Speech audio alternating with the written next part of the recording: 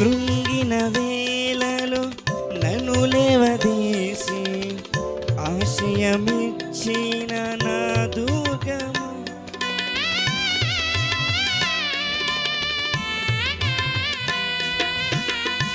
కృంగిన వేళలో నన్ను లేవదీసి ఆదరించిన యేసువా, నిన్ను స్తుతింతును, నిన్ను గణపరతును, నీ మహిమను చాటెదను.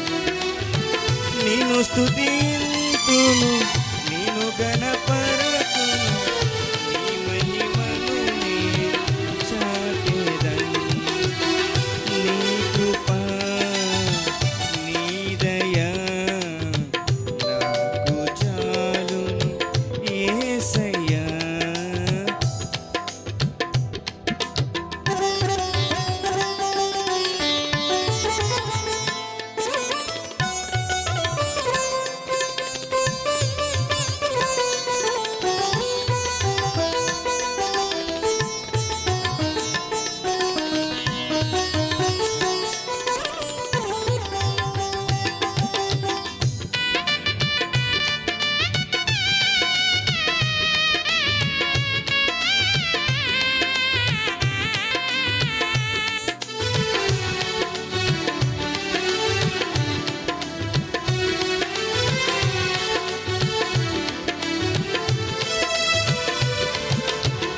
నన్ను కరుణించి కృపను పంచి ఆశయమిచ్చిన నా దుర్గమా,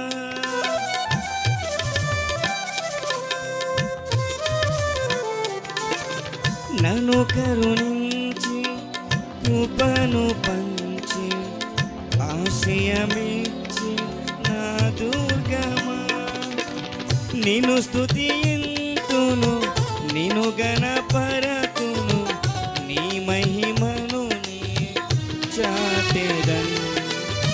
నిన్ను స్తుతింతును, నిన్ను గణపరతును, నీ మహిమను చాటెదను. నీ కృప నీ దయ నాకు చాలును యేసయ్యా. నీ కృప నీ దయ నాకు చాలును యేసయ్యా. విడువక ఎడబాయక నన్ను కాచెడి నా దేవా, విడువక ఎడబాయక నన్ను కాచెడి నా దేవా. నీ దయ నాకు చాలును యేసయ్యా. దాంట్లో రైట్ సైడ్ కిడ్నీలో ఏమో 3 రాళ్ళు చిన్న రాళ్ళు ఉన్నాయి, లెఫ్ట్ సైడ్ కిడ్నీలో ఏమో 3 రాళ్ళు చిన్న రాళ్ళు, 4 రాళ్ళు చిన్న రాళ్ళు, ఒకటేం పెద్ద రాయి అంత 22 mm. అది ఆ చిన్న రాళ్ళు అయితే ఎలాగైనా మామూలుగా మెడిసిన్స్ పోతే వచ్చేస్తాం, కానీ ఈ పెద్ద రాయి రాదన్నారు. అది కిడ్నీకి కండలో ఇరుక్కుపోయిందంట, 22 mm అయిపోయింది, పెద్ద అయిపోయింది. అది రాజమండ్రికి జయ కిడ్నీ సెంటర్కి వెళ్ళమంటే అక్కడికి వెళ్ళి తీస్తే సిటీ స్కాన్ తీయించమన్నారు. సిటీ స్కాన్ తీసాక అలా సర్జరీ చేయాలని చెప్పారు. సర్జరీ వెనకాల నుంచి చేయాలి, ఎక్కడి నుంచి చేయాలి, లోన బ్లాస్ట్ చేసి తీయాలి, నీకు ఫ్రంట్ నుంచి అయితే రాదు, ఒక 30-40 వేలు అవుతాయి, లేదంటే ఆరోగ్యశ్రీ ద్వారా చేయించుకోవాలన్నారు.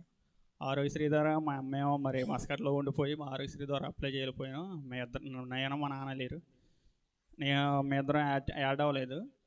యాడ్ అవ్వకపోతే ఇంకా ఏమన్నా ఇక డబ్బులతో చేయించేసుకుందని చూస్తుంటే ఈ లోపల ఆరోగ్యశ్రీ CMCO ద్వారా చేస్తామన్నారు. అక్కడికి వెళ్ళి అవన్నీ అప్లై చేశాక జాయిన్ అయ్యాం. అవన్నీ ఒక వారం రోజులు బట్టి రాజమండ్రి తిరుగుతుంది సరిపోయింది మాకు. వెళ్ళి అవన్నీ చేశాక మొన్న సోమవారం వెళ్ళి జాయిన్ అయ్యాం. సోమవారం జాయిన్ అయ్యాక మంగళవారం పొద్దున మంగళవారం ఈవినింగ్ హాస్పిటల్ ఇది ఆపరేషన్ థియేటర్కి తీసుకెళ్తాను. అలా ఈవినింగ్ 4ంటికి తీసుకెళ్తాను చెప్పేసి 6ంటికి తీసుకెళ్ళారు. లోనకి తీసుకెళ్ళాక నాకు అంతా కొత్త. నాకు ఎప్పుడూ చిన్నప్పటి నుంచి నాకు క్యానీలు కూడా వేసుకోలేదు నేను. అసలు జ్వరం వచ్చినా ఫీవర్ వచ్చినా సరే అలాగ ఉండిపోయేవాడు, కానీ పెద్ద సెలన్లు పెట్టుకోవడం కానీ కూడా నాకు తెలియదు. అసలు నాకు మొత్తం కొత్త. లోనకి వెళ్ళాక వెనకాల నన్ను కూర్చోబెట్టి వెనకాల వెన్నుపూసకి ఇంజెక్షన్ చేశారు. ఫస్ట్ ఒకసారి చేశారు, ఎక్కలేదంటే సురుక్కు అనేటోటికి నేను బిగబట్టి వేసేవాడిని. అదేమో డాక్టర్ గారు అలా బిగబట్టి కూడా లూజ్ కుదలేదనేవారు. తర్వాత 2 సార్లు అలాగే పొడిచారు. నాకు టెన్షన్ వచ్చేసింది, చెమటలు ఎట్టేసి మొత్తం కొలు మూతలు పడిపోయింది, బీపీ డౌన్ అయిపోయింది. నేను ఒకసేపు పడుకుంటే ఏంటంటే పడుకొని ఇచ్చాక కాసేపుడికి దేవుడిని తెలుసుకుని ఏసే అనుకుంటే దేవుడితో ప్రార్థన చేసుకుని కాసేపుడు ఒక పావు గంటకి నన్ను నీకు ఎలాగొంత పర్లేదా ఒకటి చేస్తావా, లేదా రేపొద్దున చేసుకుంటావా అన్నారు. లేదంటే నాకు ఇప్పుడే చేసేయండి, నేను ఇప్పుడే చేసుకుంటాను అన్నాను. తర్వాత అప్పుడు నన్ను గోడు తిప్పి ఇంజెక్షన్ చేశారు. నాకు ఎక్కడి నుంచి కింద ఏం తెలిసేది కాదు, మొత్తం పైన కానీ కింద పైన నా చేతులు నా తలకాయ మూమెంటే తెలుసు, ఇంకా కింద మొత్తం ఏం తెలియదు. ఆ సర్జరీ చేసేసారు. సర్జరీ చేసి తీసుకొచ్చేసి గంటన్నర చేశారు. అది బ్లాస్ట్ అవ్వలేదు, బాగా పెద్దదైపోయి బాగా స్ట్రాంగ్గా అయిపోయింది, అంటే గట్టిగా అయిపోయింది. అది బ్లాస్ట్ అవ్వలేదు, గంటన్నర చేశారు. అది గంటన్నర చేసి తీసుకొచ్చేసి బెడ్ మీద వేసేసారు. బెడ్ మీద వేసాక 11 దాకా నాకు అట్లా మొత్తం దిగలేదు, అలా దిగుతూ ఉంది. 11 నుంచి నాకు నరకం మొదలైంది. ఫస్ట్ వెన్నుపూస కాడ నొప్పి వచ్చి తర్వాత అక్కడి నుంచి అలాగా ఆ ఆపరేషన్ సర్జరీ చేసిన కాడ ఇక్కడి నుంచి నొప్పి వస్తాం మొదలెట్టింది. తెల్లవారులు నొప్పి వస్తాం. ఆ పెయిన్ భరించలేకపోయినా అసలు ప్రార్థన చేసుకుంటూనే ఉండుకున్నా నైట్ మొత్తం. దేవా ఈ ఒక్క నైట్ నన్ను గడిచేలా చేయదేవండి. నైట్ మొత్తం ప్రార్థన చేసుకుంటాను. నేను అలా నొప్పితో ఉండదు, నా భార్య నా పక్కనే ఉండేది. అసలు కునికేసేది కాదు, నా పక్కనే కూర్చుని అలా చూస్తూనే ఉండేది ఆ నైట్ మొత్తం. నేను వచ్చి నేను అలా పడుకుంటాను, ఆ పెయిన్ భరిస్తాం, ఆ నొప్పి ఎలాగుందని అస్తమానం అడుగుతూ ఉండేది. నేను పర్లేదు, నేను బాగానే ఉన్నా, నువ్వు పడుకునేవాడిని. నేను అలాగే నొప్పి అలా భరించేసేవాడిని. నా భార్య నాకు ఎంతగానో సహాయం చేసింది.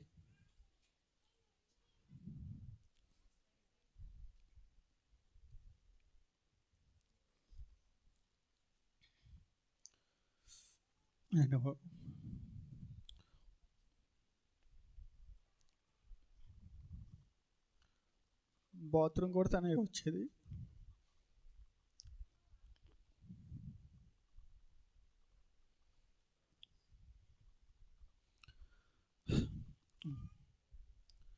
నా వెంటే వచ్చేది, బాత్రూంలో కూడా తనే వచ్చేది. అలాంటి భార్య ఇచ్చిన దేవుడికి ఎంతగానో స్తుతులు ఎదుగుతున్నాను. నన్ను మళ్ళీ ఆరోగ్యంగా ఈ సన్నిధిలో నిలబెట్టినందుకు ఆ దేవుడికి లెక్కనే స్తుతులు స్తోత్రాలు. నా ఫ్యామిలీ గురించి, నా కుటుంబం గురించి, నాకు ఆర్థిక ఇబ్బందులు ఉన్నాయి కొంచెం, వాటి గురించి మేము అందరూ ప్రార్థనలు పెట్టమని ఈ కొద్ది సాక్షం దేవుడి దీని గాంచు. ఆమేన్.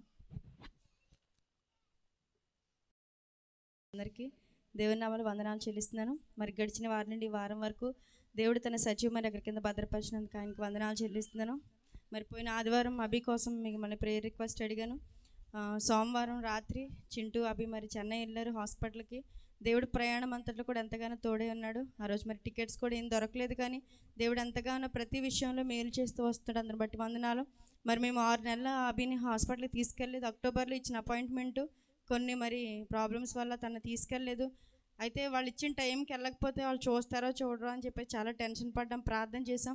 దేవుడు మరి వాళ్ళందరిలో మంచి మరి సమాధానాత్మ నుంచి అన్ని విషయాల్లో కూడా వాళ్ళంతా అభిని కేర్గా చూసుకోవడానికి కృప చూపినందుకు ఆయనకు వందనాలు చెల్లిస్తున్నాను.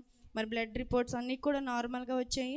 మరి గొప్ప సాక్ష్యం ఏంటంటే మరి కరెక్ట్గా పోయిన సంవత్సరం 2024 జనవరిలో లాస్ట్ ఇంజెక్షన్ చేసినట్టున్నారు అభికి. అంతే, కరెక్ట్గా సంవత్సరం అవుతుంది. ఈ సంవత్సరంలో అభికి దానికి సంబంధించిన ఒక ట్యాబ్లెట్ కానీ ఇంజెక్షన్ కానీ ఏమీ లేదు.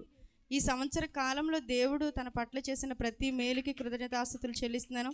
మరి సంవత్సరం పాటు అలా 6 నెలల్లో ఇస్తారు. 6 నెలల్లో ఏదైనా ఇన్ఫెక్షన్ వస్తే మరి ఇంకా ట్రీట్మెంట్ కూడా చేయరు. కానీ సంవత్సరం అవుతుంది ఇప్పటికీ ఇదే రోజులకి. ఈ సంవత్సరంలో ఒక ట్యాబ్లెట్ కానీ ఇంజెక్షన్ కానీ దానికి సంబంధించిన ఏ మెడిసిన్ లేదు. మరి దేవుడు అద్భుతం చేశాడు, స్వస్థతనిచ్చాడు. అందుని బట్టి ఆయన నామానికి మహిమ కలుగును గాక. మరి నా కోసం, మా కుటుంబం కోసం ప్రార్థించండి. మరి అభి కోసం ప్రార్థన చేసిన మీరు అందరికీ కూడా దేవుని నామములో వందనాలు చెల్లిస్తూ కొద్ది సాక్ష్యం దేవుడు దీవించును గాక. ఆమేన్. మనం సేవిస్తున్న దేవుడు ఆయన స్తుతులకు పాత్రుడు. మనం సేవిస్తున్న దేవుడు ఉన్నవాడు అనువాడు కనుక ప్రతి ఒక్కరూ బిగ్గరగా స్వరం తెరిచి, బిగ్గరగా నోరు తెరిచి ప్రభునామాన్ని స్తోత్రాలు చెల్లిద్దాం, ప్రభునామానికి వందనాలు చెల్లిద్దాం. యేసయ్యా నీకు వందనాలని చెప్దాం. యేసయ్యా నీకు వందనాలని చెప్దాం. యేసయ్యా నీకు వందనాలు, నీకు వందనాలు, నీకు వందనాలు. ఘనుడా నీకు స్తోత్రాలు, ఘనుడా నీకు స్తోత్రాలు.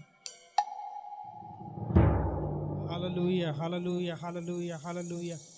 ఎవరు మౌనంగా ఉండద్దండి. ఉన్న స్థలాల్లో అలాగున ప్రతి ఒక్కరు ప్రభు సన్నిధిలో గలమెత్తి స్వరము తెరచి హృదయాలు తెరచి ఎంత గట్టిగా ప్రభుకి స్తోత్రాలు చెల్లిస్తే మనము సంతోషపడతాము. ఎంత గట్టిగా స్తుతులు చెల్లిస్తే మన రుణము తీరుతుందో అంత బిగ్గరగా ప్రభువుకి కేకలు వేసి, ప్రభువా నీకు వందనాలని, యేసయ్యా నీకు స్తోత్రాలయ్యా, నా జీవితంలో జరిగించిన కార్యములను బట్టి నీకు లెక్కలేని వందనాలు. ఇశ్రాయేలు కాపరిగా ఉంటున్నటువంటి మన యేసయ్య, మన నమ్మదగిన దేవుడు, మనము నమ్ముకొనదగిన సహాయకుడైనటువంటి దేవాది దేవుని నామమును ఆరాధిస్తున్న మనందరి జీవితాల్లో కార్యం జరిగించాడు. స్తుతులు చెల్లించిన ప్రతిసారి ఆయన మేలు చేస్తూ వస్తూ ఉన్నాడు. ఇంత గొప్ప దేవుడని, ఇంత గొప్ప ఘనుడను మనం ఇంకెక్కడ కనుగొనలేం. ఆయన్ను స్తుతించేటువంటి సమయంలోనికి మనం అడుగుపెట్టాం. ఇంతవరకు మనకి రాని పాటలకి మౌనంగా ఉండి చప్పట్లు కొడుతూ ప్రభునామాన్ని కనపరిచాం. అయితే ఇప్పుడు మనము ప్రభుకి నేరుగా, ప్రభువా నీకు వందనాలు, ఇట్టి కార్యం జరిగించిన దేవా నీకు వందనాలు, నా జీవితంలో ప్రభు కృప వెంబడి కృపను నా వెంట ఉంచుతున్న దేవానికి వందనాలని ఎల్ షడాయి అయినటువంటి దేవాది దేవుని, ఎల్రోయిగా మనల్ని కంటికి కాపాడుతున్నటువంటి దేవాది దేవుణ్ణి, ఆయన నామమును మహిమపరుద్దాం. మనసారా హృదయాలు తెరిచి ఓ ప్రభు నామాన్ని స్తుతులు చెల్లిద్దాం, స్తోత్రాలు చెల్లిద్దాం. హల్లెలూయా, హల్లెలూయా, హల్లెలూయా, హల్లెలూయా. దేవానికి వందనాలు. యేసయ్యా నీకు స్తోత్రాలు.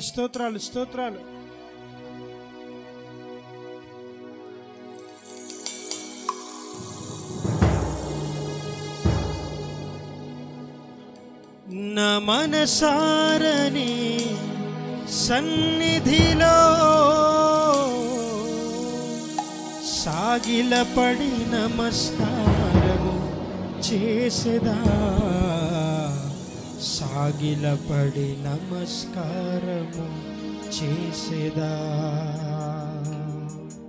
అత్యున్నత సింహాసనముపై ఆసీనుడా, దేవదూతలు ఆరాధించు పరిశుద్ధుడా, యేసయ్యా నా నిలువెల్ల నిండియున్న.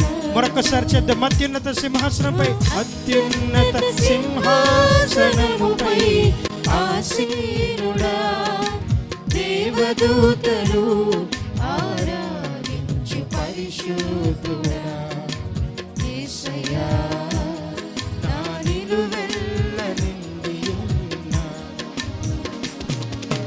మనసారని సన్నిధిలో సాగిలపడి నమస్కారము చేసేదా,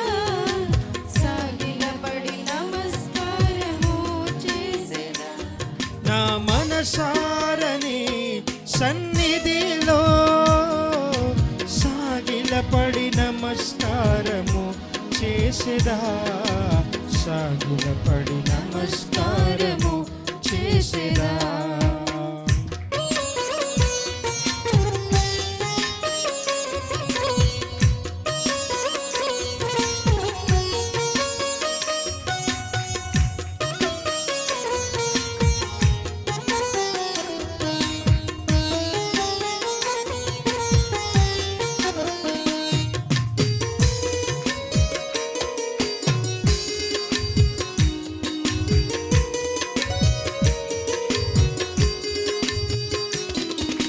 ప్రతి వసంతము నీ దయా కిరీటమే, ప్రకృతి కళలన్నీయు నీ మహిమను వివరించి. మరొకసారి పాడదామా స్వరాలు తెరిచి. ప్రతి వసంతము నీ దయా కిరీటమే, ప్రకృతి కళలన్నీయు నీ మహిమను వివరించు. ప్రభువా నిన్నే ఆరాధించెదా, కృతజ్ఞ కృతజ్ఞతార్పణలతో కృతజ్ఞతార్పణలతో ప్రభువా నిన్నే ఆరాధించిన కృతజ్ఞతార్పణలతో కృతజ్ఞతార్పణలతో పాడదాం నా మనసారా, నా మనసారని సన్నిధిలో సాగిలపడి నమస్కారము చేసేదా, సాగిలపడి నమస్కారము చేసేదా. నా మనసారని సన్నిధిలో సాగిలపడి నమస్కారము చేసేదా, సాగిలపడి నమస్కారము చేసేదా. పక్షిరాజువై నీ రెక్కలపై మోసిదివే, నీవే నా తండ్రివై నా బాధ్యతలు భరించితివే. మరొకసారి చెప్తామా? పక్షిరాజువై నీ రెక్కలపై మోసిదివే, నీవే నా తండ్రివై నా బాధ్యతలు భరించితివే. యెహోవా నిన్నే మహిమ పరచెదా స్తుతి గీతాలతో, స్తుతి గీతాలతో. హృదయాలు తెరచి ప్రభువా నిన్నే మహిమ పరచెదా స్తుతి గీతాలతో, స్తుతి గీతాలతో. నా మనసారా, నా మనసారని సన్నిధిలో సాగిలపడి నమస్కారము చేసేదా, సాగిలపడి నమస్కారము చేసేదా. నా మనసారని సన్నిధిలో సాగిలపడి నమస్కారము చేసేదా, సాగిలపడి నమస్కారము అత్యున్నత చేసేదా. సింహాసనముపై అత్యున్నత సింహాసనముపై ఆసీనుడా, దేవదూతలు ఆరాధించు పరిశుద్ధుడా. యేసయ్యా నా నిలువెల్ల నిండి ఉన్నావు. మరొకసారి పాడదాం. అత్యున్నత సింహాసనంపై అత్యున్నత సింహాసనముపై ఆసీనుడా, దేవదూతలు దేవదూతలు ఆరాధించు పరిశుద్ధుడా. యేసయ్యా నా నిలువెల్ల నిండి ఉన్నావు. పాడదాం. నా మనసారా, నా మనసారని సన్నిధిలో సాగిలపడి నమస్కారము చేసేదా, సాగిలపడి నమస్కారము చేసేదా. నా మనసారని సన్నిధిలో సాగిలపడి నమస్కారము చేసేదా, సాగిలపడి నమస్కారము చేసేదా. సాగిలపడి నమస్కారము చేసేదా, సాగిలపడి నమస్కారము చేసేదా. పరిశుద్ధాత్మలో ఆనందించెదా హర్షధ్వనులతో.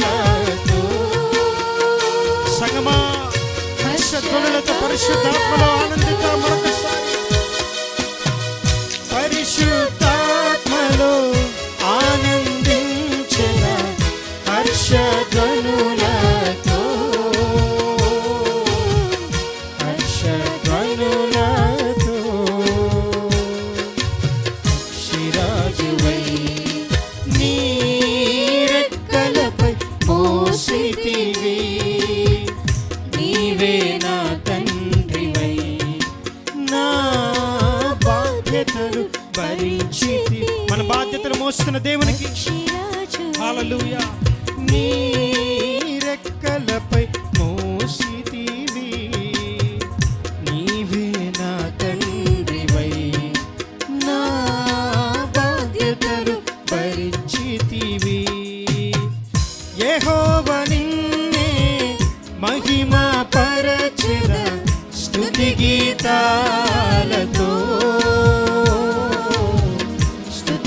గీతాలతో యేసయ్యా యెహోవా నిన్నే మహిమ పరచెదా స్తుతి గీతాలతో స్తుతి గీతాలతో ప్రేమామృతం నీ సన్నిధి నిత్యము నా పెన్నిధి ప్రేమామృతం నీ సన్నిధి నిత్యము నా పెన్నిధి కమ్మని వెలుగై నీవున్నావులే చిమ్మ చీకటి కెరటాలలో కమ్మని వెలుగై నీవున్నావులే చిమ్మ చీకటి కెరటాలలో చీకటి తెరలో ఛేదించినావు నీతి భాస్కరుడా నీవు నాకున్నావు చీకటి తెరలో ఛేదించినావు నీతి భాస్కరుడా నీవు నా మరొకసారి చెప్తామా చీకటి తెరలో ఛేదించినావు నీతి భాస్కరుడా నీవు నాకున్నావు చీకటి తెరలో ఛేదించినావు నీతి భాస్కరుడా నీవు నాకున్నావు ప్రేమామృతం నీ సన్నిధి నిత్యము నా పెన్నిధి ప్రేమామృతం నీ సన్నిధి నిత్యము నా పెన్నిధి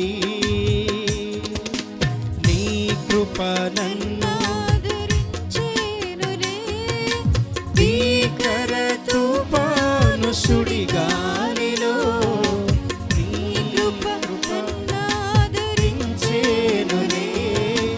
భీకర తుఫాను సుడిగాలిలో కరములు చాచి నన్ను చేరదీసి పరిశుద్ధుడా నీ బస చేర్చినావు కరములు చాచి నన్ను చేరదీసి పరిశుద్ధుడా నీ బస చేర్చినావు నా మనసాని సన్నిధిలో సాగిలపడి నమస్కారము చేసేదా సాగిలపడి నమస్కారము చేసేదా నా మనసారని సన్నిధిలో సాగిలపడి నమస్కారము చేసేదా సాగిలపడి నమస్కారము చేసేదా సాగిలపడి నమస్కారము చేసేదా సాగిలపడి నమస్కారము చేసేదా సాగిలపడి నమస్కారము చేసేదా సాగిలపడి నమస్కారము దగ్గరగా చప్పట్లు కొడుతూ సాగిలపడి నమస్కారము హల్లెలూయా సాగిలపడి నమస్కారము చేసేదా యేసయ్యా నన్ను కృపతో బలపరచి ఉల్లాస వస్త్రములను నాకు ధరింపజేసితివి నాలో నిన్ను చూసావు నీలో నన్ను దాచావు మరొకసారి చెప్తామా నాలో నిన్ను చూసావు నీలో నన్ను దాచావు నిస్వార్థమైన నీ ప్రేమ మరణము కంటే బలమైనది నీ ప్రేమ నిస్వార్థమైన నీ ప్రేమ మరణము కంటే బలమైనది నీ ప్రేమ సృష్టికర్తవైన యెహోవా నీ చేతి పని అయిన నాపై ఎందుకింత ప్రేమ, మంటికి రూపమిచ్చినావు, మహిమలో స్థానమిచ్చినావు, ఈ మంటికి రూపమిచ్చినావు, మహిమలో స్థానమి. రెండు చేతులు పైకెత్తి పాడదాం. నాలో నిన్ను చూసావు యేసయ్యా, నీలో నన్ను దాచా. మరొకసారి హృదయాలు తెరచి, నాలో నిన్ను చూసావు యేసయ్యా, నీలో నన్ను దాచావు, నిస్వార్థమైన నీ ప్రేమ మరణము కంటే బలమైనది నీ ప్రేమ, నిస్వార్థమైన నీ ప్రేమ మరణము కంటే బలమైనది నీ ప్రేమ, మరణము కంటే బలమైనది నీ ప్రేమ. సంగమా, ఏమిచ్చి ప్రభు రుణాన్ని మనం తీర్చుకోగలం? ఎన్నిక లేని మన జీవితాలలో మన నిట్టూర్పు మన దినమెల్లా వేధిస్తున్నప్పుడు, మనం నశించిపోతున్నామని ప్రభు ఎదురు విజ్ఞాపన చేసినప్పుడు, ఆయన తన రెక్కల చాటును భద్రపరచడానికి మన మధ్యలోనికి వచ్చిన దేవాది దేవునికి బిగ్గరగా చప్పట్లు కొడుతూ పరిశుద్ధాత్మని ప్రాంగణంలో మహిమపరుద్దామా? బిగ్గరగా చప్పట్లు కొడుతూ, యేసయ్యా విడువక నీ కృప నా ఎడల స్థాపించినటువంటి దేవా, నిస్సారమైన నా జీవితంలో కృప వెంబడి కృప, కృప వెంబడి కృప, ఓ మహోన్నతమైన నీ నామము మహిమపరచడానికి నాలో శక్తిని నిలిపిన దేవా, నీకు వందనాలు, నీకు వందనాలు, నీకు వందనాలు, నీకు వందనాలు. మాతో ముచ్చటించడానికి ఈ స్థలంలోనికి వచ్చిన దేవా నీకు వందనాలు. దినమెల్ల నీ కరములు చాపి మా కొరకు ఎదురు చూస్తున్న వాడా నీకు వందనాలు చెల్లిస్తున్నాను. ఈ మధ్యాహ్న కాల సమయంలో విరిగి నలిగిన మా హృదయములతో ప్రభా మేము చేసిన స్తుతి యాగమును మీరు అంగీకరించినందుకు నీకు వందనాలు చెల్లిస్తున్నానయ్యా. నీ వాక్యముకై సిద్ధపడిన మా హృదయములను మీ చేతులకు అప్పగిస్తున్నాం. నీ గాయపడిన హస్తములలో మా హృదయములను భద్రపరిచి, ఓ నీ రక్తము చేత మలినము లేకుండా కడిగి పవిత్రపరిచి, నేరుగా నీ వాక్యము చేత నిన్ను దర్శిస్తుండగా, నేరుగా నీ వాక్యము చేత ప్రభా నీవే నీవే నీవే మమ్మలను సంతృప్తి పరచమని వేడుకుంటున్నామయ్యా. మమ్మలను సంతృప్తి పరచమని వేడుకుంటున్నామయ్యా. నిశ్చయముగా స్తుతుల మూలముగా మేము ఒక దుర్గమును స్థాపించాం. ఈ సింహాసనము మీద మీరు ఆశీనులు కమ్మని అడుగుతున్నామయ్యా. ప్రభా ఎన్నిక లేని మా జీవితాలతో ప్రభా మేము చేసిన స్తుతి ఆరాధనతో ప్రభా నీ కొరకు సింహాసనము మేము స్థాపించి ఉన్నామయ్యా. మీరు దాని మీద ఆశీనులై మీరు మాతో మాట్లాడండి. మీ కవిలలో మమ్మల్ని ముద్రించి మా హృదయం అనే పలకలపై మీ వాక్యమును ముద్రించమని యేసు అతి పరిశుద్ధ నామం పేరిట ఈ స్తుతి ఆరాధన నీ పాదముల చెంత సమర్పించి బ్రతిమలాడి వేడుకొంచిన మా ప్రియ పరలోకమందున మా తండ్రి, ఆమెన్, ఆమెన్, ఆమెన్. ఇంతవరకు కూడా చాలా చక్కని ఆరాధన మనం జరిగించుకున్నాం. ఆరాధన అంతటిలోనూ దేవుని ప్రసన్నత మన మధ్య ఉన్నది. ఆరాధనలో అందరూ సంతోషించారని నేను నమ్ముతున్నాను. నేను కూడా చాలా సంతోషించాను ఆరాధనలో. హల్లెలూయా, హల్లెలూయా. ఈ రోజున దైవ వర్తమానాన్ని విందాము. చాలా జాగ్రత్తగా కొద్దిసేపు మీరు దాని వైపు మీ దృష్టి సారించండి. వాక్యము వైపు మన దృష్టిని సారిద్దాం. యెహోషువ గ్రంథము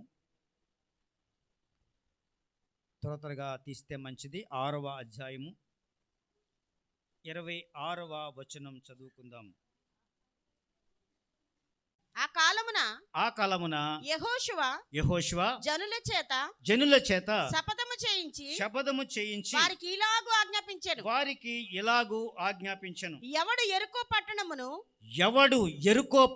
కట్టించ పూనుకొనునో వాడు యెహోవా దృష్టికి శాపగ్రస్తుడగును. వాడు దాని పునాది వేయగా వాడి జ్యేష్ఠ కుమారుడు చచ్చును.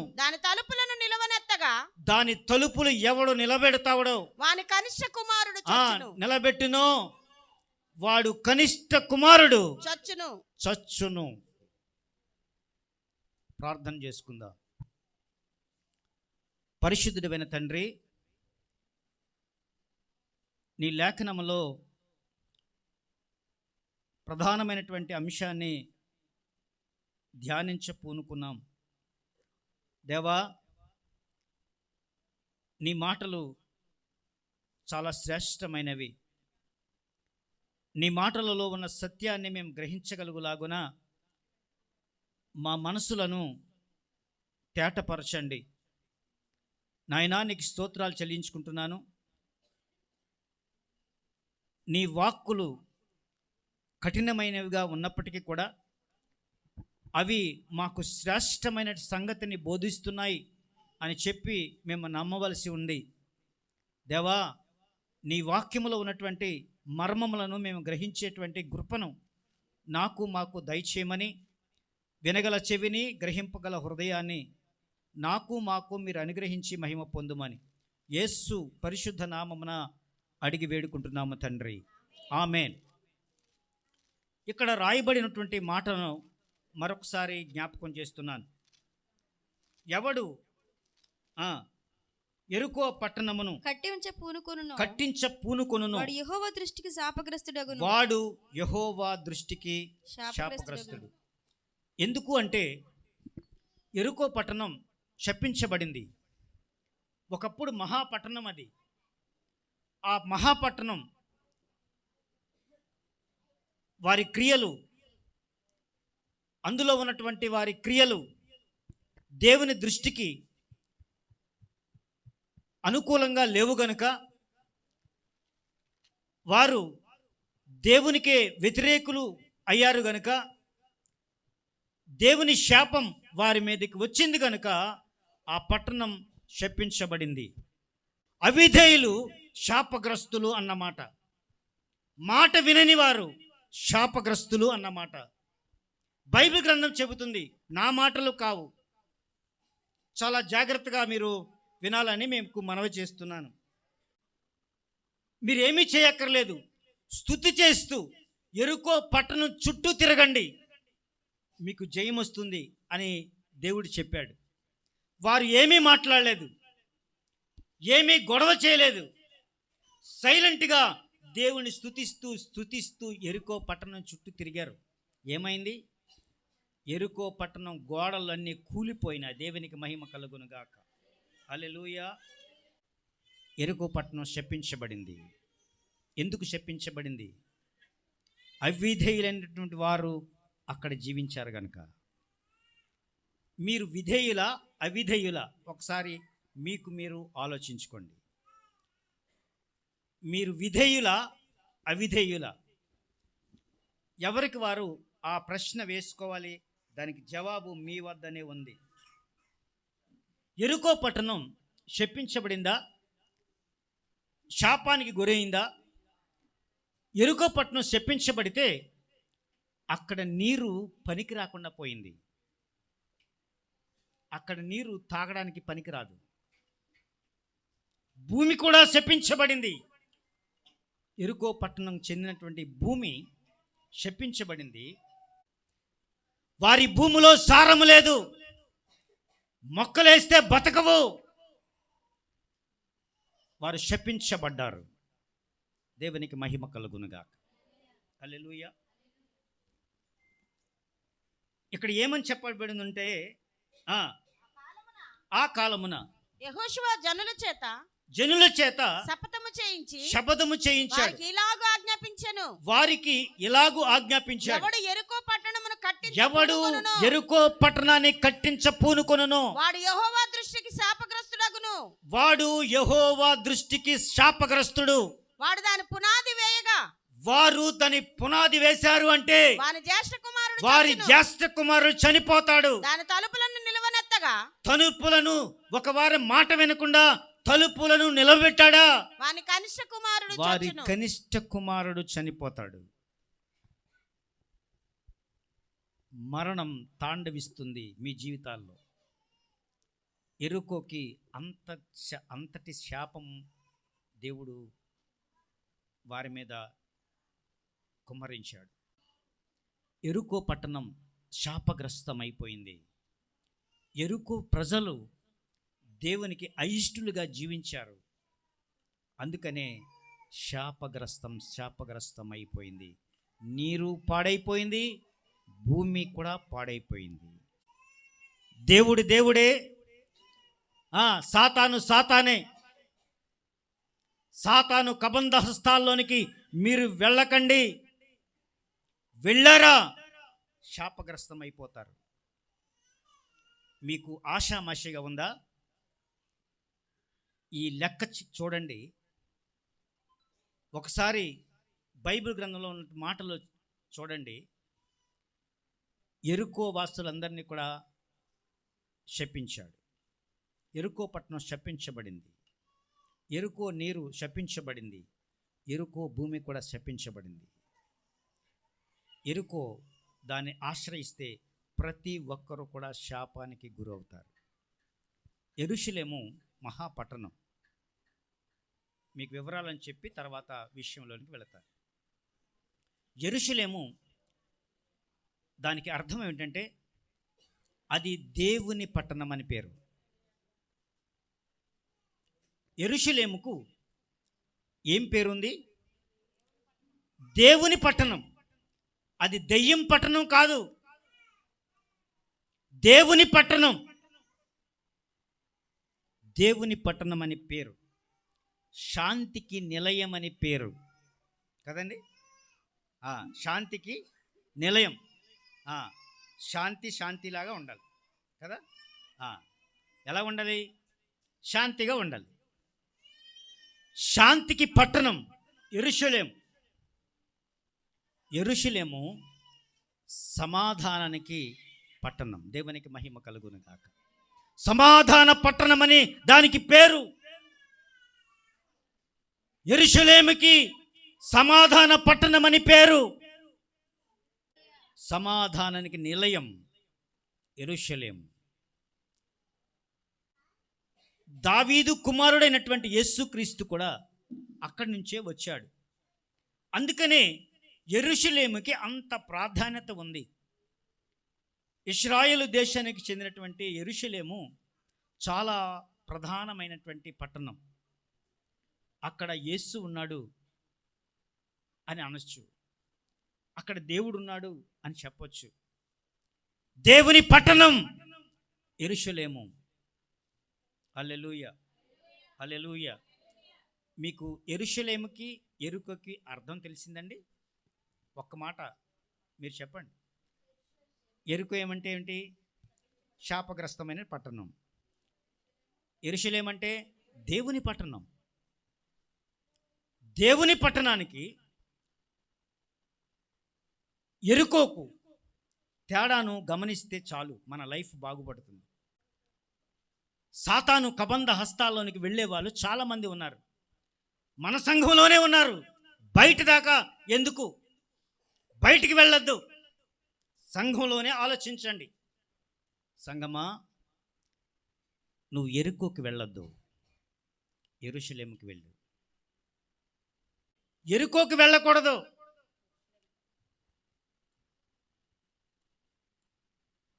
అక్కడికి ఇక్కడికి వెళితే అది ఏంటి? యెరికో పట్టణం.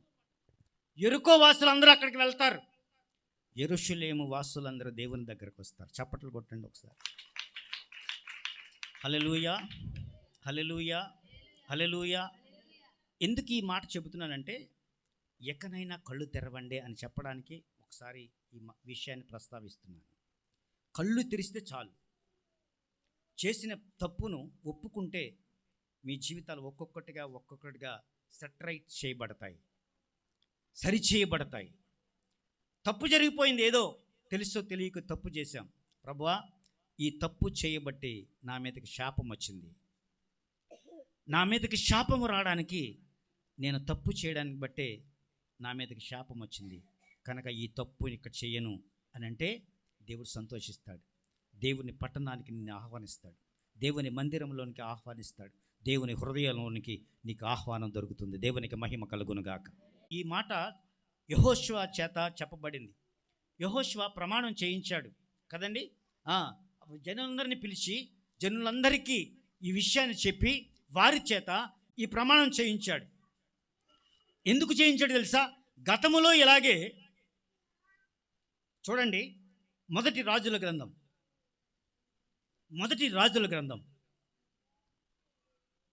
16వ అధ్యాయం 34వ వచనం. ఆ పట్టణాన్ని ఒకడు కట్టించాడట. చాలా జాగ్రత్తగా వినండి, మీ అందరికీ చెబుతున్నాను. ఎందుకు ఈ ప్రమాణం చేయించాడో ఒకసారి చెబుతున్నాను. ఈ పట్టణాన్ని కట్టించాడు ఒకడు. అతడు యెరికో పట్టణాన్ని కట్టించినటువంటి అతడు దాని పునాది వేయగా అభిరాము అను అతని జ్యేష్ఠ కుమారుడు చనిపోయాడు. దాని గౌనులను ఎత్తగా సెగూబు అను అతని కనిష్ట పుత్రుడు దాని గుమ్మములను ఎత్తగా సెగూబు అను తన కనిష్ట కుమారుడు చనిపోయాడు. 2 డెత్స్ జరిగినాయి. అక్కడ 2 మరణాలు సంభవించాయి. ఎందుకు సంభవించాయో తెలుసా? శాపగ్రస్తమైన చోటకి వెళ్ళినందువల్ల. శాపగ్రస్తమైనటువంటి పట్టణాన్ని మళ్ళీ కట్టించడానికి పూనుకున్నందువల్ల వారి పెద్ద కుమారుడు చనిపోయాడు, వారి చిన్న కుమారుడు గుమ్మాలు నెత్తినప్పుడు చనిపోయాడు. చాలా జాగ్రత్తగా వినండి. మీరు తప్పులు ఎక్కడ జరుగుతున్నాయో గ్రహించండి. మీకు మీరే గమనించండి. ఓహో, తప్పు జరిగింది, నా కుటుంబం వల్ల తప్పు జరిగింది, నేను శాపగ్రస్తుణ్ణి. ఆ శాప విమోచన కోసం యేసయ్య దగ్గరికి వెళ్ళు, ప్రభువు దగ్గరికి వెళ్ళు. ఆ దేవుడే నిన్ను క్షమించునుగాక. ఆ దేవుని సన్నిధిలో నీకు క్షమాపణ దొరుకుతుంది. హల్లెలూయా, హల్లెలూయా, హల్లెలూయా. చూడండి, ఒక సంఘటన చెబుతున్నాను. లూకాసు వార్త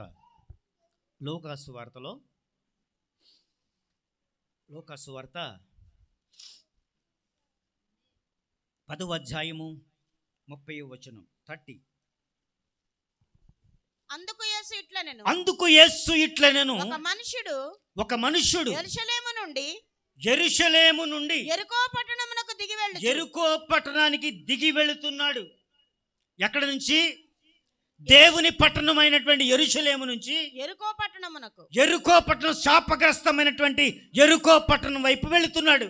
దొంగల చేతిలో చిక్కెను. వెంటనే తను దొంగల చేతికి చిక్కాడు.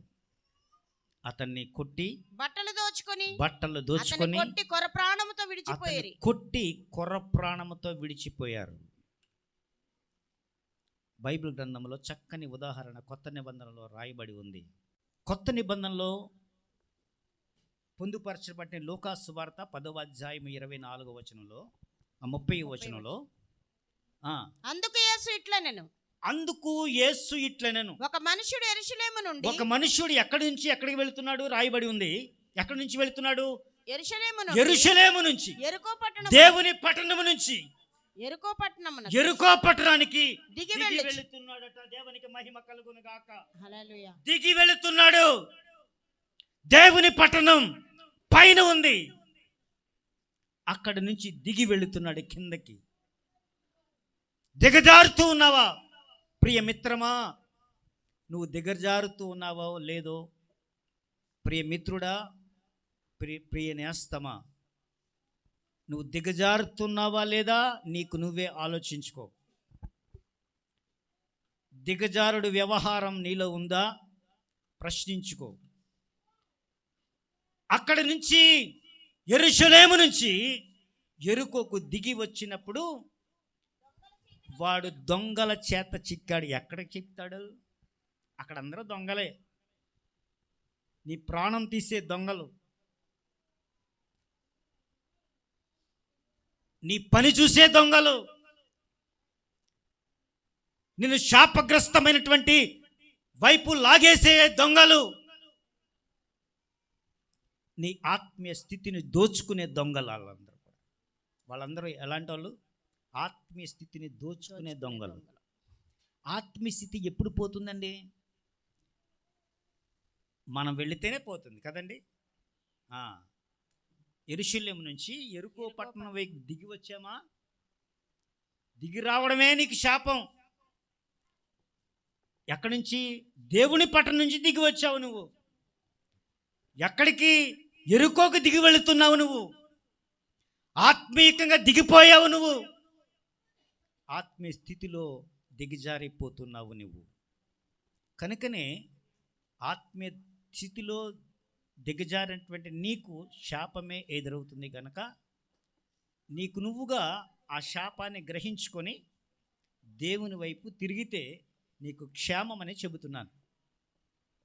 దేవుని వైపు తిరుగుతారా? హల్లెలూయా. దేవుని వైపు తిరగాలని మనవి చేస్తున్నాను.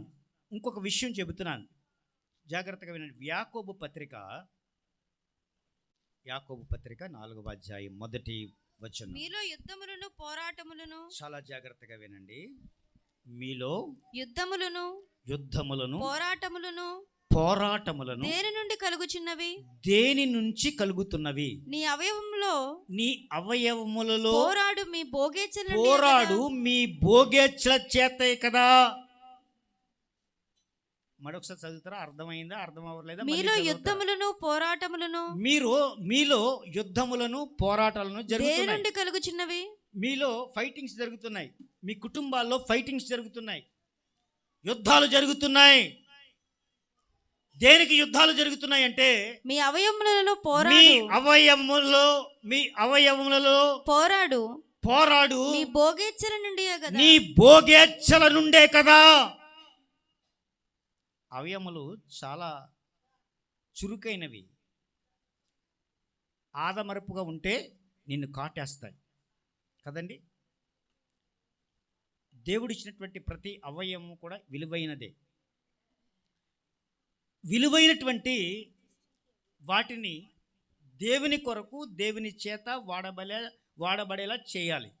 కానీ భోగేచ్ఛల చేత నీ కన్ను, ముక్కు, చెవి ఇవన్నీ కూడా నీ అవయములు కదా. ప్రతి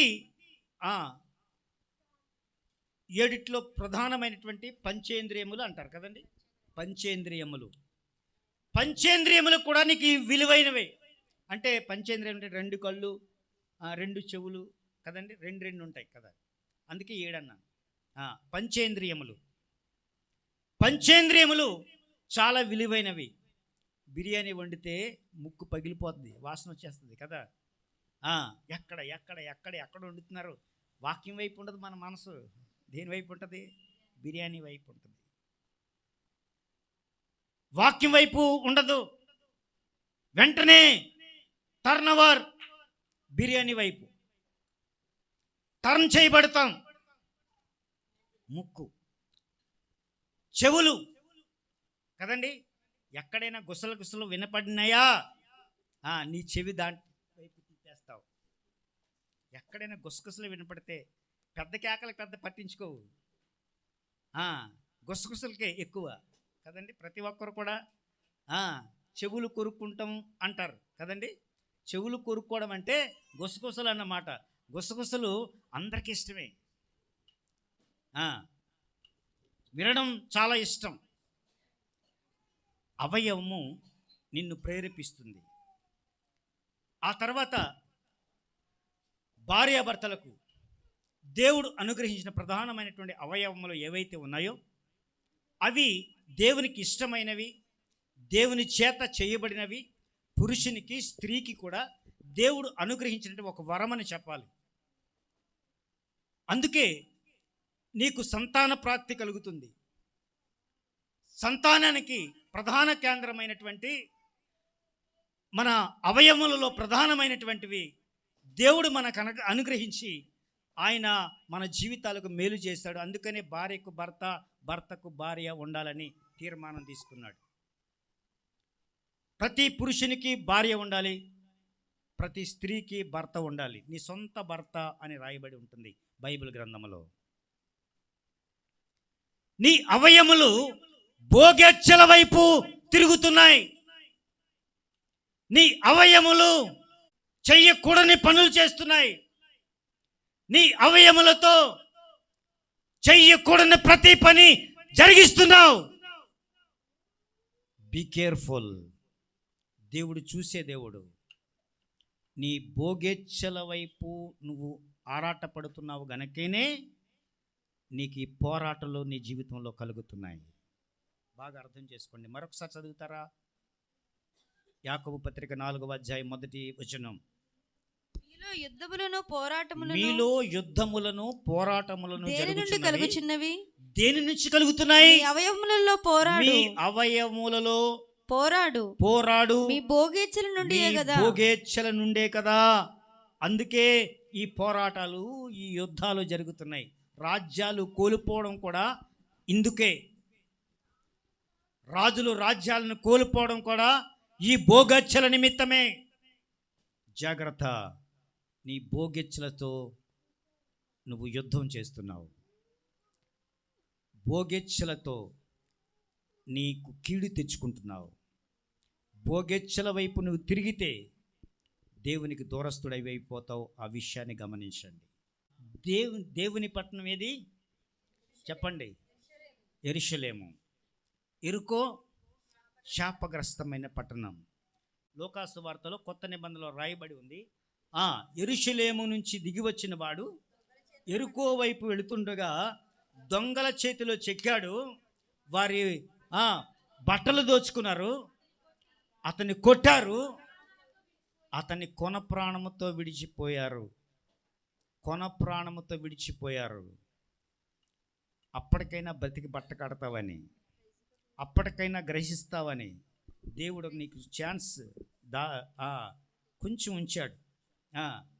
కళ్ళు తెరిచి చూస్తే నువ్వు యెరికోలో ఉన్నావని, యెరికో వైపు వెళుతున్నావని నీకు అర్థమవుతుంది. అప్పుడు అర్థమైనప్పుడు కొన ఊపిరితోనన్నా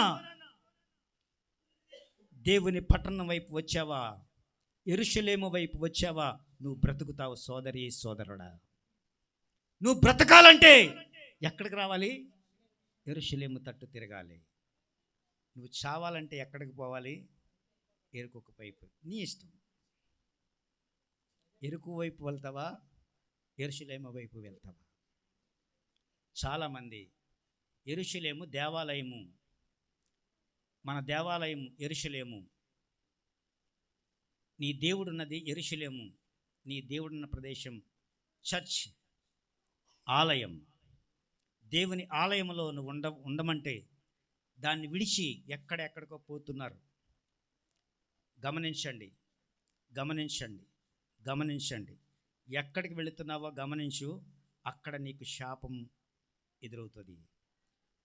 యెరికో పట్టణాన్ని కట్టించిన వాడు ఏమయ్యాడు చెప్పండి? యెరికో పట్టణమును పూనుకొనిన వాడు శాపగ్రస్తుడు. వారు పునాది వేయగా వారి జ్యేష్ఠ కుమారుడు చనిపోయాడు. తలుపులు నిలవనెత్తగా కనిష్ఠ కుమారుడు చనిపోయాడు. సస్తావా బ్రతుకుతావా నీదే. చావో రేవో తేల్చుకో. చస్తావా బ్రతుకుతావా? దొంగలు దోచుకొని కొట్టి కొన ఊపిరితో నిన్ను వదిలేశారు. కొన ఊపిరిలో ఉన్నటువంటి నువ్వెక్కడున్నావో గ్రహించుకో. యెరికోలో ఉన్నావన్న సంగతి గ్రహిస్తే యెరూషలేముకి తిరిగిరా. చప్పట్లు కొట్టండి ఒకసారి. హల్లెలూయా, హల్లెలూయా, హల్లెలూయా, హల్లెలూయా, హల్లెలూయా. యెరూషలేము యెహోవాయే కట్టుచున్న వాడని, యెరూషలేము యెహోవాయే కట్టుచున్న వాడని, వారి గాయములన్నీయు కట్టుచున్న వాడని, వారి గాయములన్నీయు కట్టుచున్న వాడని దేవునికి స్తోత్రము గానము చేయుటయే మంచిది. మనమందరము స్తుతి గానము చేయుటయే మంచిది. గుండె చెదరిన వారిని బాగు చేయు వాడని, గుండె చెదరిన వారిని బాగు చేయు వాడని, వారి గాయములన్నీయు కట్టుచున్న వాడని, వారి గాయములన్నీయు కట్టుచున్న వాడని దేవునికి స్తోత్రము గానము చేయుటయే మంచిది. మనమందరము స్తుతి గానము చేయుటయే మంచిది. యెరూషలేము యెహోవా కట్టుచున్నాడు, దేవుడు కట్టుచున్నాడు. నీ గాయములను మాన్పుతాడు, నీ గాయములను కట్టే దేవుడు ఆయనే. ఒక విషయం, దేవుని ప్రేమించేవారు అందరూ ఇక్కడ ఉన్నారు కదండి. మీరు దేవుని ప్రేమిస్తున్నారా అంటే అందరూ ప్రేమిస్తున్నాం ప్రేమిస్తున్నాం ప్రేమిస్తున్నాం అంటారు. కృష్ణ కూడా ప్రేమిస్తున్నాం అంటది. ఇంకా ఫ్లారెన్స్ గారు ప్రేమిస్తున్నాం ప్రేమిస్తున్నాం, ఒక సౌండ్ కొంచెం పెరుగుతుంది.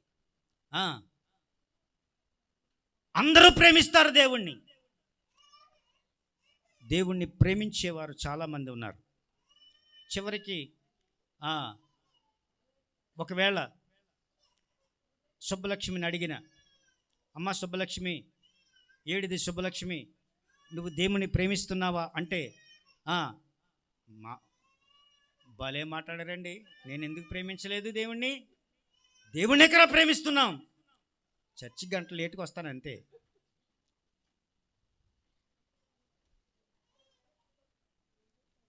కృష్ణ అంటది, నేను గంటన్నర లేటుకు వచ్చిన దేవుణ్ణి మాత్రం బాగా ప్రేమిస్తున్నానండి అంటది.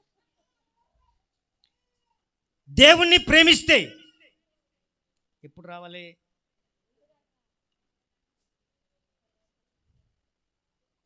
దేవుణ్ణి ప్రేమిస్తే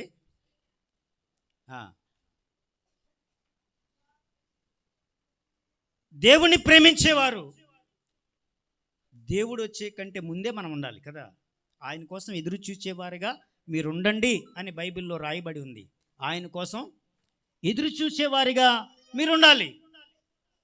కానీ మన కోసం యేసయ్య ఎదురు చూడాలి. అది మన తీర్మానం. రాంబాబు కూడా అదే తీర్మానం కదండి. గంగారత్నం అదేనా? యేసయ్యే నా కోసం ఎదురు చూడాలి.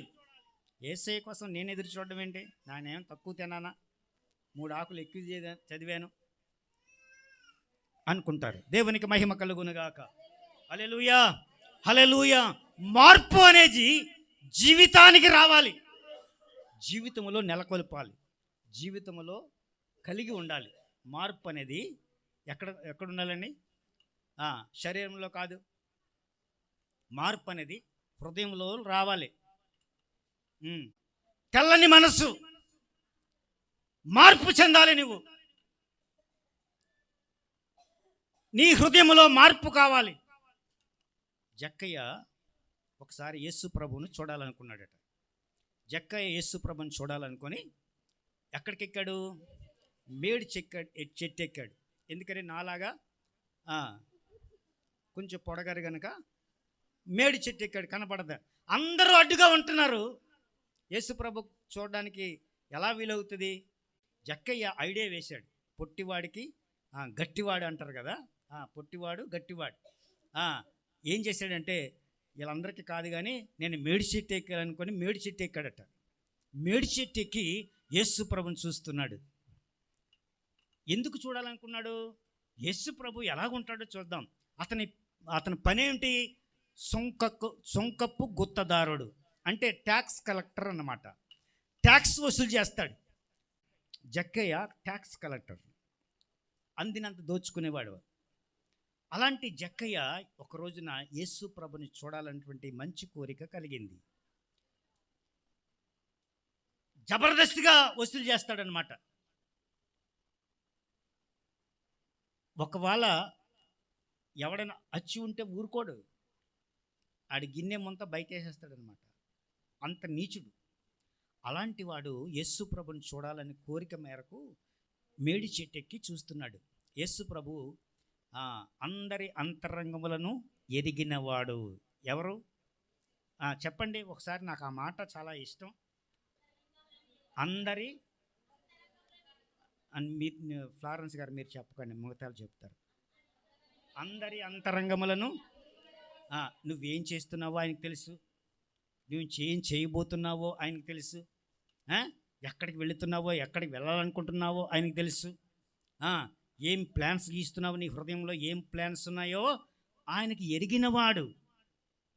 ఆయన ఎరిగినవాడు కనుక జక్కయ్యను కనిపెట్టాడు. ఆయన జక్కయ్య నన్ను చూడాలనుకుంటున్నాడు అని హృదయంలో అనుకున్నాడు. చాలామంది, వేల మంది ప్రజలు చుట్టూ గుమ్మిగూడారు. అందులోనే మేడిచెట్టినటువంటి జక్కయ్యను యేసయ్య గుర్తుపట్టాడు. అంతమందిలో యేసయ్య ఎవరిని గుర్తుపట్టాడంటే జక్కయ్యను గుర్తుపట్టాడు. ఆ ట్యాక్స్ కలెక్టర్ని గుర్తుపట్టాడు. నన్ను చూడాలనే కోరిక ఆయనకుంది అని చెప్పి యేసు ప్రభు గ్రహించి యేసు ప్రభు జక్కయ్య అని పిలిచాడు. ఎంత ఆనందమో, చప్పట్లు కొట్టండి ఒకసారి. జక్కయ్య త్వరగా దిగు, నేను నేడు నీ ఇంట ఉండవలసి ఉన్నది. అక్కడ ఉన్న వారందరూ టాటాలు చెప్పడానికి వచ్చి ఉంటారు, ఆయన చూడడానికి వచ్చి ఉంటారు, యేసు ప్రభుతో ఒకసారి షేక్ హ్యాండ్ ఇద్దామని వచ్చి ఉంటారు కదండి. కానీ యేసయ్య ఎవరిని గుర్తించాడు? జక్కయ్యను గుర్తించాడు. జక్కయ్యని అన్నాడు, జక్కయ్య నువ్వు కిందకి దిగదు అని చెప్పి, నేను నీ ఇంట ఉంటాను, నీ ఇంట ఉండవలసి ఉన్నది, నీ ఇంట్లోకి వస్తాను అన్నాడు. అబ్బా ఎంత సంతోషమో జక్కయ్యకి. బరబరా అక్కడి నుంచి జారిపోయాడు. ఎక్కడి నుంచి? బోరంతా కొట్టిపోయి ఉంటుంది. ఎక్కడి నుంచి? పైన చెట్టు మీద నుంచి యేసయ్య పిలిచాడా, జరజరా జారిపోయాడు. కిందకు వచ్చి యేసయ్య దగ్గర నిలిచాడు. నేను నీ ఇంట ఉండవలసి ఉంది అని భుజం మీద చేసుకుని తీసుకెళ్ళిపోయి ఉంటాడు. దేవునికి మహిమ కలుగునుగాక. వెళ్ళిన తర్వాత యేసు ప్రభు ఏమైనా బోధ చేశాడా జక్కయ్యకి? సంగతి ఒకసారి ఆలోచన చేయండి. రాజు, నువ్వు బాగా ఆలోచిస్తావు. జక్కయ్యకి మెసేజ్ ఏమైనా అందిందా? ఏ మెసేజ్ తను వినలేదు. యేసయ్య హృదయ లోతుల్లోనికి చూశాడు జక్కయ్య. యేసయ్య హృదయాన్ని చూశాడు. ఆయన చూపులే ఒక మెసేజ్, ఆయన తాకిడే ఒక మెసేజ్. ఆయన ఏమీ మాట్లాడలేదు, కానీ హృదయంలో ఉన్నటువంటి ఆ కోరిక ఏమై ఉంటుందో జక్కయ్యకు అవగతమైంది. జక్కయ్య దాన్ని గ్రహించుకున్నాడు. వెంటనే ఇంట్లోకి వెళ్ళి సపర్యలు చేశాడు యేసు ప్రభుకి. ప్రభువా ప్రభువా నేను ఏమనుకున్నానంటే, నువ్వు నా ఇంట్లోకి వచ్చావా, ఇప్పుడే ఒక తీర్మానం తీసుకుంటున్నాను. ప్రభువా నా ఆస్తిలో సగభాగం పేదలకు ఇచ్చేస్తున్నానయ్యా. చప్పట్లు కొట్టండి ఒకసారి. జక్కయ్యలో ఎంత మార్పు అండి! జక్కయ్యలో ఎంత మార్పు! తనకున్న ఆస్తి అంతా లెక్క పెట్టుకోలేదు. తనకున్న ఏముందో ఏమీ లేదో తర్వాత అనవసరం. నాకున్నటువంటి ఆస్తిలో సగభాగం పేదలకు ఇచ్చేస్తున్నాను.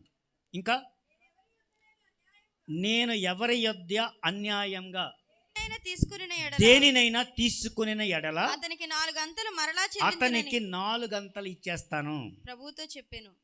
యేసు ప్రభుతో ఏం చెప్పారు తెలుసా? ఎవరి దగ్గరైనా నేను అన్యాయంగా తీసుకుని ఉంటే, ఎవరెవరి దగ్గర తీసుకున్నానో 4 గంటలు ఇచ్చేస్తాను. ఏయ్, నా దగ్గర 10,000 అని తీసుకున్నావు కదా, ట్యాక్స్ 10,000 అని తీసుకున్నావు కదంటే 40,000 ఇచ్చేయడానికి 40,000 ఇచ్చాడు. అంటే 10 అంతలుగా 4 అంతలుగా ఇస్తానన్నాడు కదా, 4 టైమ్స్. అలాగా 4 ఇంతలుగా అందరికి ఇచ్చేశాడు. తన ఆస్తిలో సగభాగం పేదలకు ఇచ్చేశాడు. అది మార్పు అంటే. ప్రసంగం వినలేదు, మాటలు వినలేదు.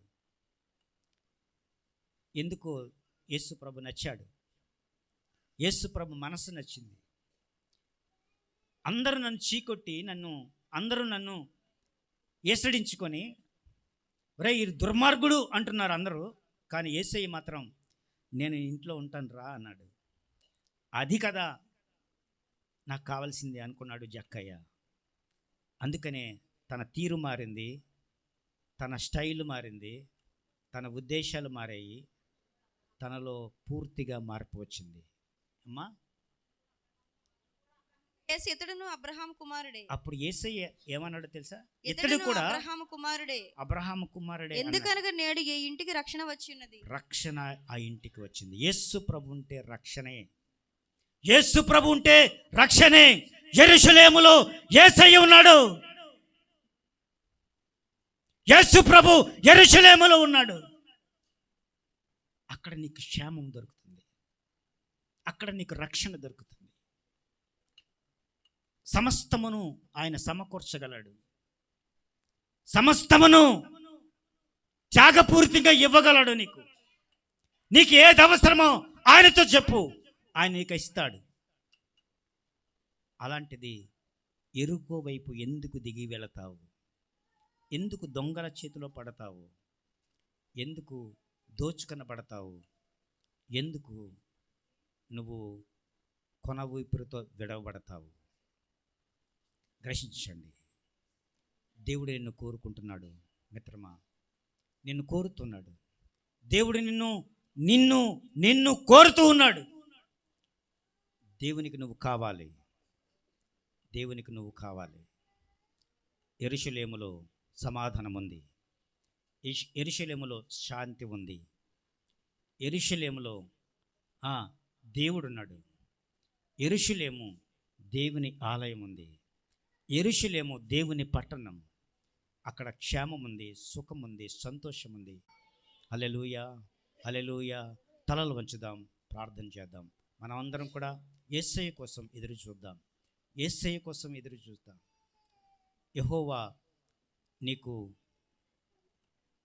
ఈ సమయంలో యెహోషువ ద్వారా తెలియజేస్తున్నాడు.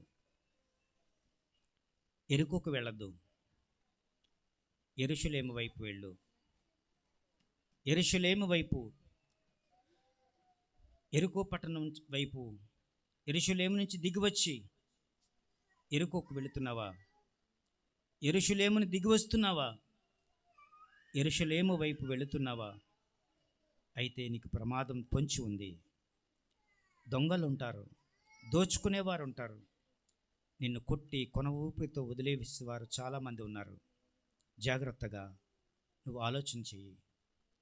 దేవుడు నీకున్నాడు, దేవుడు నీ మధ్య ఉన్నాడు, దేవుడు నీతో ఉంటున్నాడు, దేవుడు నిన్ను పిలుస్తున్నాడు. ఈ రోజున దేవుని చెంతకు చేరు, దేవుని చెంతకు చేరు, దేవుని ఆలయంలో వైపు చేరు, ఆలయం వైపు పరుగులుతి దేవుని చెంతకు చేరు. దాన్ని విడిచి ఎక్కడికెక్కడికో వెళ్ళిపోతున్నావు, ఎక్కడికెక్కడికో వెళ్ళిపోతున్నావు. అది శాంతి సమాధానం కాదు. అక్కడ శాంతి లేదు, సమాధానం లేదు. ఆ దేవుడిని తలుచుకున్నావా? నీకు క్షేమమే. ఆ దేవుణ్ణి వదలకుండా, విడవకుండా ఉండు, నీకు క్షేమం కలుగుతుంది. స్తోత్రం, స్తోత్రం, స్తోత్రం. మీలో మీరు ఒక ప్రార్థన చేయండి, ఒక ప్రార్థన చేయండి.